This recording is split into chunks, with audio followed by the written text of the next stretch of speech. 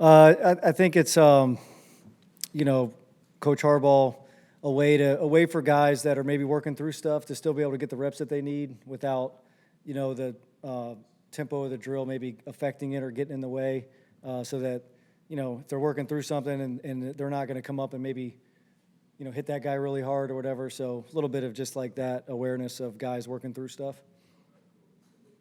In the, I think it was 97th overlay, it looked like Dayon had a big breakout tier.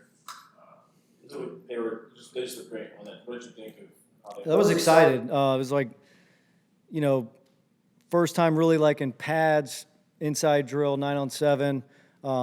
Love the drill, and just I think the guys were amped up for it, knowing it was kind of the first time we might be really kind of thudding the drill and really finishing or not tackling people, but hitting people. So they were playing fast and downhill and aggressive, and you hope that they weren't playing the drill too much, and sometimes that you become susceptible to other things. But certainly great to see, especially the D line making the plays that they were able to make. Sticking there, just a couple padded practices in, just how do you sort of see this interior defensive line rotation? I see, honestly, like it's hard to, in a good way, it's hard to differentiate sometimes. Like if you're not really locked into Coach Elston's rotation in practice or whatever, in a good way, there's 5, 6, 7 guys that can all play and that can all do the things that we want them to do. Certain guys flash maybe in certain movements and calls and things, but I think that group as a whole is big, physical, understanding how we want them to play. I think Tier's done a great job just getting better and understanding, being able to go through the whole offseason here and go through the defense, go through a lot of stuff with us and then with Coach Herb. Very excited about where he's at. He's sort of, really like being pushed to the front of that group, which is awesome to see. He's got a great personality, and he wants to be really good. He's working really hard. He's doing a lot of extra to try to even enhance his play and enhance his conditioning and all those things. So very excited about him, and I think all the guys are just playing really physical, playing square, playing how we want them to play, playing with great effort, running to the ball. And so just look forward to really continuing to see that progress as we do more and more of those type of drills. Justin put on some weight this offseason, going from rookie year to year 2. Just what are you seeing from him right now? I see a chance to be a really good player. The weights helped him. He's been dominant in there at times and different techniques, and I think he's just got confidence. I think when you come in as a rookie, it's so much going on. You go from we played him in January the year before. You go through all your combine training. You show up. There's just so much. Everything happens really fast. And he, from the second the season ended, committed to, here's what I need to do to become what I want to be, become what you guys want me to be, and put in the work. Was here. I mean, we've all talked about how much he was here in the offseason with Coach Herb. But then when you see that work translate to the field and to how he's playing, that's really gratifying for a player, where the hard work that they put in shows up and allows them to play better than they played the year before. So very excited about him. I think he'll have some great opportunities this fall to help us, and like where he's at. Here for a second, is there something that he will be able to show, or something that we'll be able to see that we didn't get a chance to see last year, now that he has just more experience, more time here? Yeah, I think he just has a chance to maybe be not necessarily ahead of plays offensively, but just like he's lined up, he knows what he's doing, he knows the call, he knows what the calls mean, what we want him to do, as he's getting the call now, versus you get the call, you're kind of processing, it's happening really fast. You might have just learned this week. I think he just has a chance to be cleats in the ground, play really fast. Very talented, very athletic, really like for the first time for him, be in a place where he's really comfortable, where he knows what we expect out of him. He knows the defense going into a second year, and really be able to let his ability shine. He's very talented. He's got a lot of ability, and so I really look forward to him having a great year. You have to fill spots on the outside corners, a lot of rotation there. How challenging is it year to year to have to deal with that level of rotation and getting new players in? I mean, there's where I was at when I first went to the NFL was with the Ravens, and John Harbaugh used to say, like, you can never have enough corners.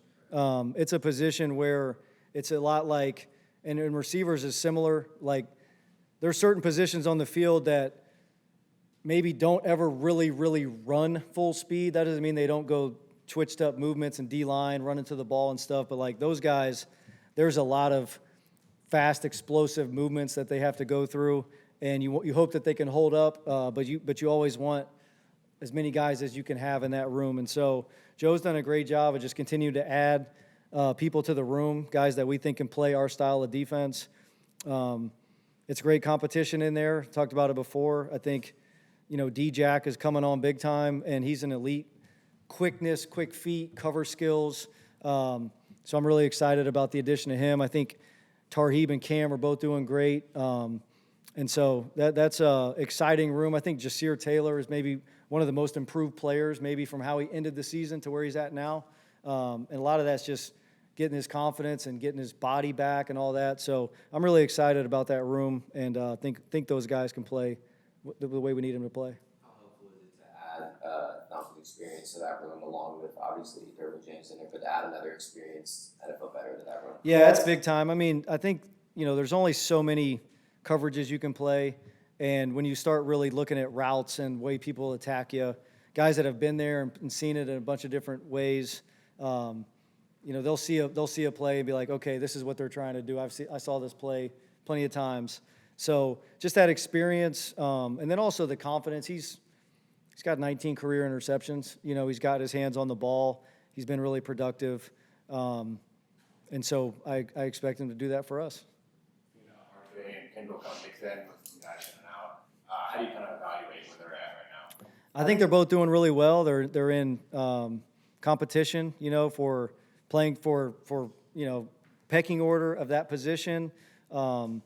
And so they're both doing really well. They've both taken advantage the last couple of days, particularly of opportunities, more reps maybe with the first group, or so to speak. So those guys are doing great, and it'll be great just to see them in games, play live football.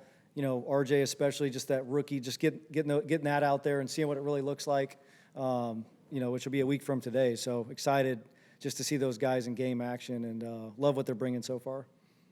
Had a big day in San Diego, Yeah. and that first practice. Just what'd you make of that day and just the camp that he's having? I really just enjoyed how he responded to the day before, and so I think when we had the chance to get him, it's a really long corner, good speed, good skills, that was going to be a little raw to the position, moved around a lot, like actually started games at corner and safety, ended up playing a little bit more safety late in the year, but I think he has the skill set to do it. And so, he's getting his feet wet, he's learning how to be competitive at all times, how to really battle.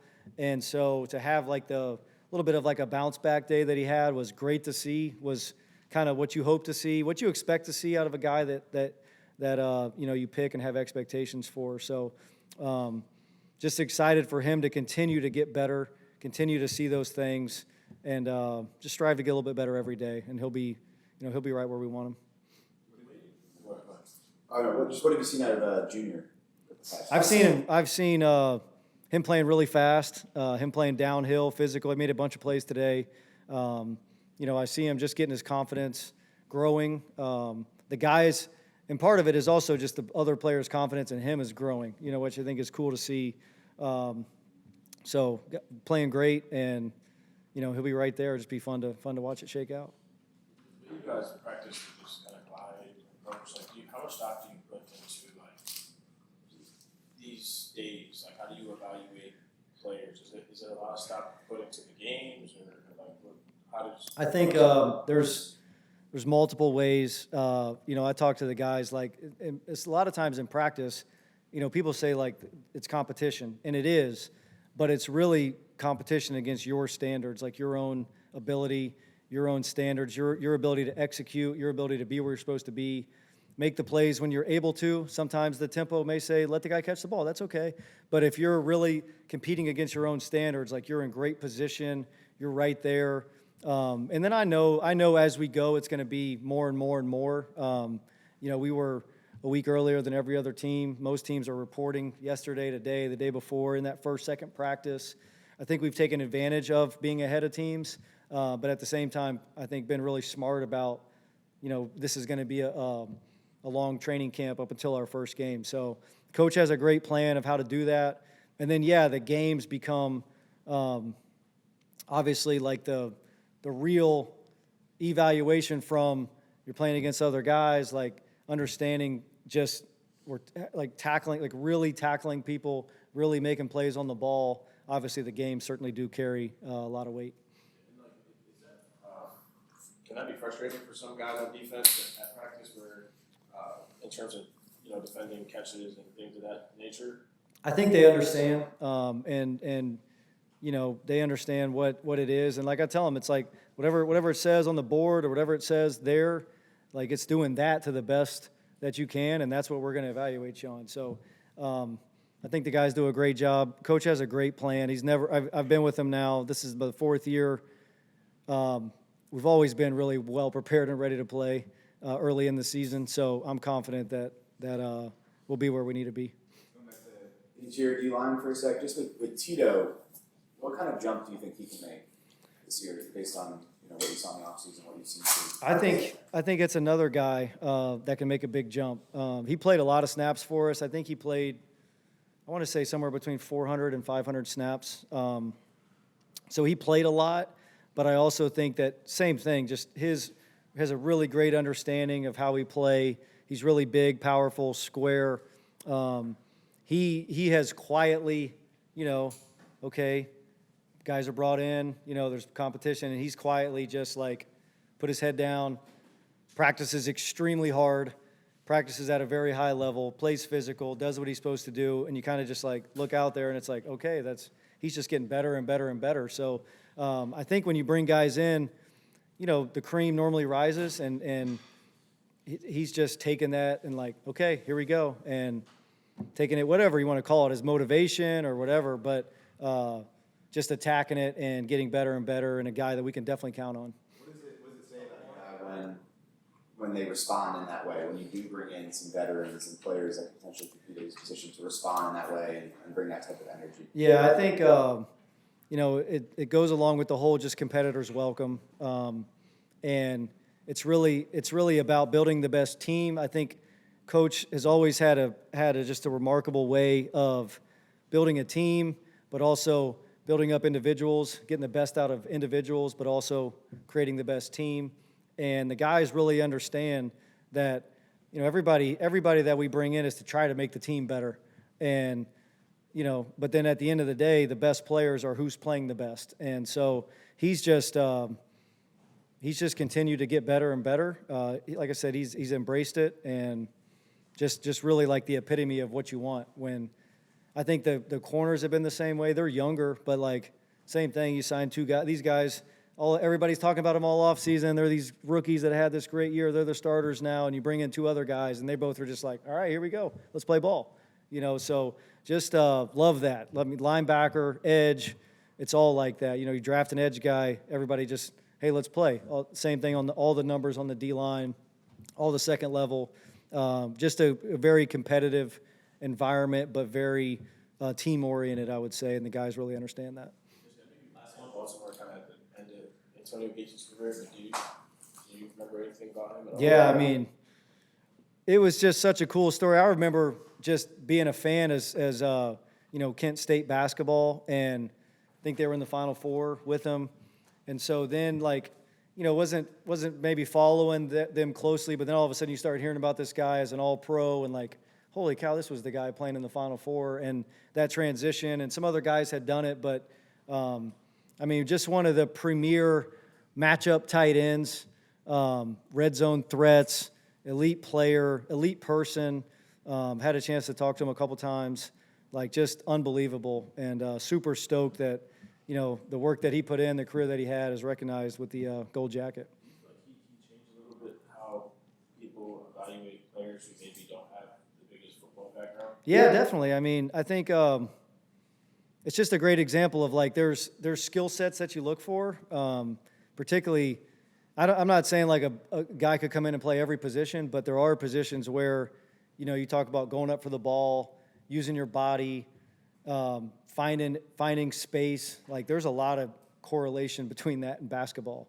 And so just using his skill set that he had from on the basketball court, seeing that translate. I know that a bunch of other guys have tried that, and some have worked out, and some it's like, you know, maybe not. But I think he's opened up the door for people to have some of those opportunities, and it's definitely just one of the guys that changed the game of how tight ends were used. Nico Reed had a pick today. Yeah. What have you seen from him? Some of the working in You know, I think he's got a chance. He's got a really good sense playing nickel.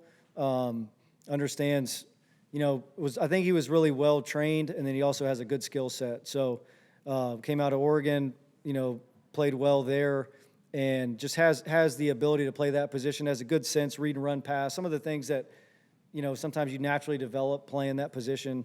And he's just gotten better and better. I dealt with some stuff in the offseason where we didn't get to see him as much in OTAs, but I've been very, very pleased with where he's at, and look forward to really seeing him, you know, go in the preseason and see what it looks like.